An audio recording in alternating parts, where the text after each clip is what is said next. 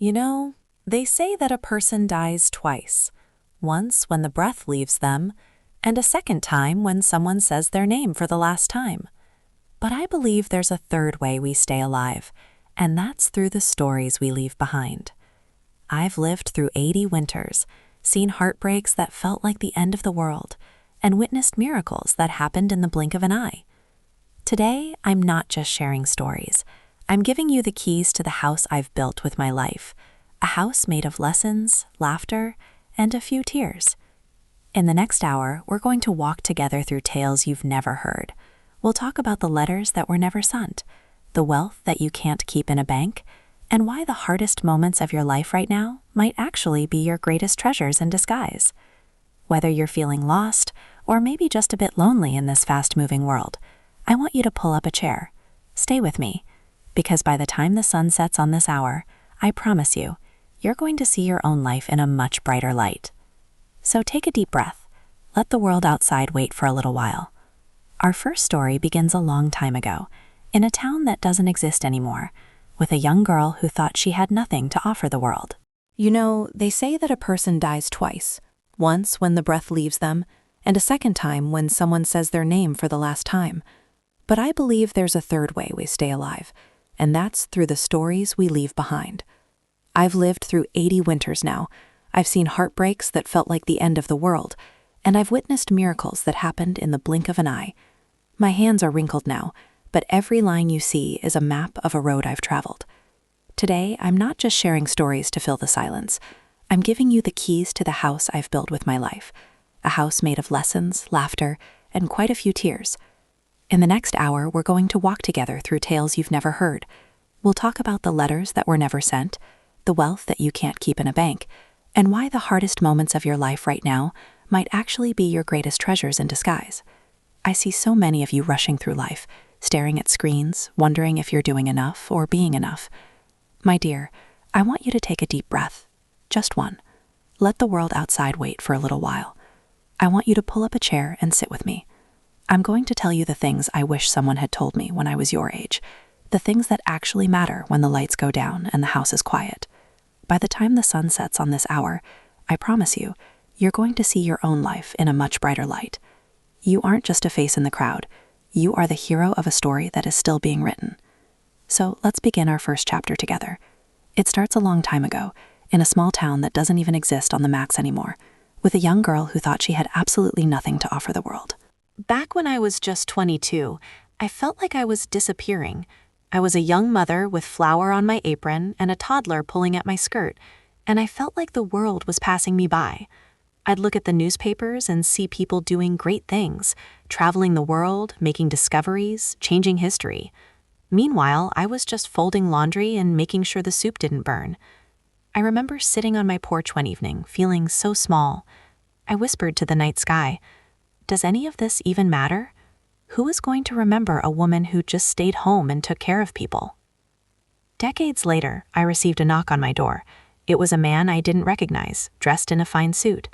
He looked at me with tears in his eyes and asked, "Are you the woman who used to leave a plate of food on the fence post for the boy who walked to the factory every morning?" I remembered that boy. He was thin, his coat was rags, and I knew he was hungry. I didn't have much, but I had enough for an extra sandwich. I never spoke to him. I just left the food there because it felt like the right thing to do. That man told me that those sandwiches were the only reason he didn't give up. He told me that knowing someone cared enough to feed a stranger gave him the hope to keep going, to study, and eventually to become a doctor who saved hundreds of lives. I sat there in shock. All those years I thought I was doing nothing, but I was actually fueling a miracle. You see, my dear, the work you do when no one is watching, the kindness you show when there's no reward, that is the most important work of all. You might feel like you're just getting by, but you have no idea how many lives you are touching simply by being a good soul. Never mistake a quiet life for an unimportant one. Your unseen work is the foundation of the world. There was a time in the 1970s when my family lost everything. My husband's business collapsed, and within 6 months, we went from having a comfortable home to wondering if we'd have enough gas in the car to get to the grocery store. I remember the shame. Oh, the shame was a heavy, cold blanket. I didn't want to see my friends. I didn't want to go to church. I felt like a failure because I couldn't provide the life I thought my children deserved. We moved into a tiny, cramped apartment with peeling wallpaper and a radiator that hissed like a snake. But something strange happened in that shadows. Because we had no money for movies or fancy dinners, we started talking to each other. We started playing board games by candlelight when the power went out. We started walking in the park and noticing the way the seasons changed. My children didn't care that they didn't have the newest toys. They cared that their father and I were actually present with them. In our success, we had been busy and distracted. In our failure, we were finally a family. I realized then that there is a special kind of gold that only grows in the shadows. When everything is stripped away, you find out what is unbreakable. You find out that you are stronger than your bank account and more resilient than your circumstances. If you are going through a dark time right now, I want you to look around. Don't look at what you've lost. Look at what remains. The love that stays when the money goes, that's the real gold. The strength you find when you think you're at your breaking point, that's the real treasure. Don't be afraid of the shadows, my dear. That's where the soul does its finest work. In my attic, there is a cedar chest that holds a secret I kept for nearly 50 years. Inside is a bundle of letters tied with a blue silk ribbon, addressed to a man named Thomas.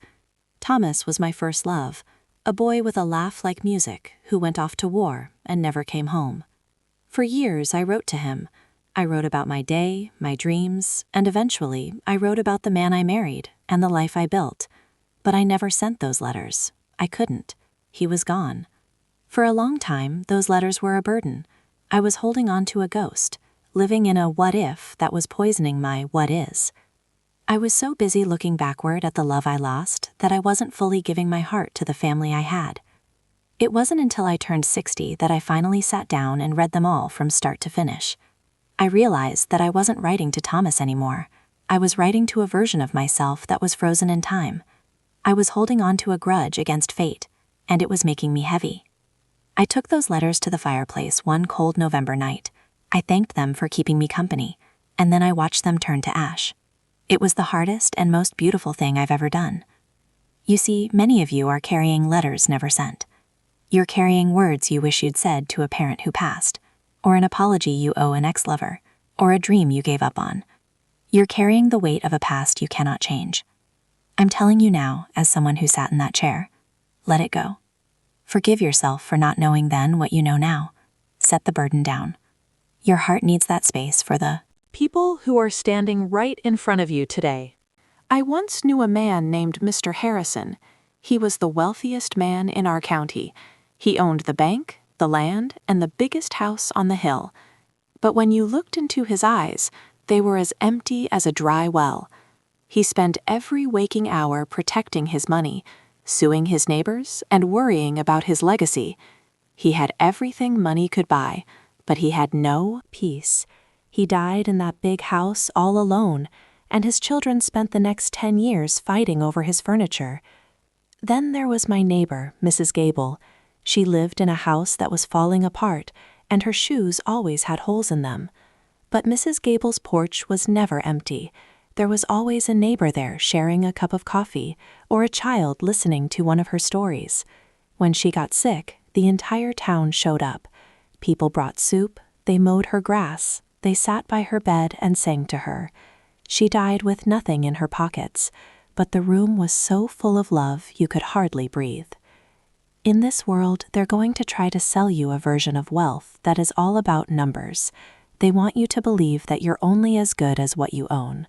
But I'm here to tell you that's a lie. True wealth is the number of people who show up when you're down. True wealth is having a clear conscience and a heart that knows how to give. You can be the richest person in the world and still be a beggar if you have no one to love. And you can be poor by the world's standards and be a king if you have a community that values you. Don't spend your life chasing the wrong kind of coins. As we come to the end of our time today, I want to talk to you about the most important gift you will ever give. It's not something you can wrap in a box or leave in a will. It's your legacy. Now, don't think legacy is just for famous people. Your legacy is the way you make people feel when you walk into a room. It's the traditions you start, the jokes you tell, and the way you handle your mistakes. I think about my own grandmother. She didn't leave me any jewelry or money. What she left me was a recipe for apple pie and a saying she used to whisper whenever I was scared.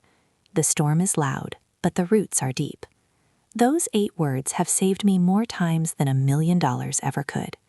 She gave me a map for my soul. That was her final gift. You are building your legacy right now, in this very moment. Every time you choose patience over anger, every time you listen to a friend who is hurting, every time you choose to be honest, even when it's hard, you are leaving a trail for those who come after you. What are you building today that will last 100 years? I want you to live your life in a way that when you're sitting in a rocking chair like this one, you can look back and smile.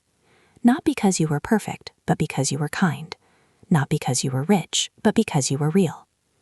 Well, the tea is getting cold and the fire is burning low. We've traveled a long way together in this hour, haven't we? From the dusty roads of my youth to the quiet wisdom of these golden years. I hope these stories have found a place to rest in your heart. I hope they remind you that your life is a miracle, even on the days when it feels like a mess. Before you go back to the busyness of the world, I want you to do one thing for me. I want you to think about one person in your life who needs to hear a kind word, and I want you to say it to them. Don't wait. We never have as much time as we think we do. Tell them you love them. Tell them you're proud of them. Be the light in their story today. Thank you for sitting with me. It's been a joy to share my heart with you. If these stories helped you, I hope you'll carry them with you and maybe even share them with someone else who needs a bit of hope. Until we meet again, remember, your story isn't over yet. Make it a beautiful one. Keep your heart open, keep your chin up, and always remember that Granny loves you. God bless you, and goodbye for now.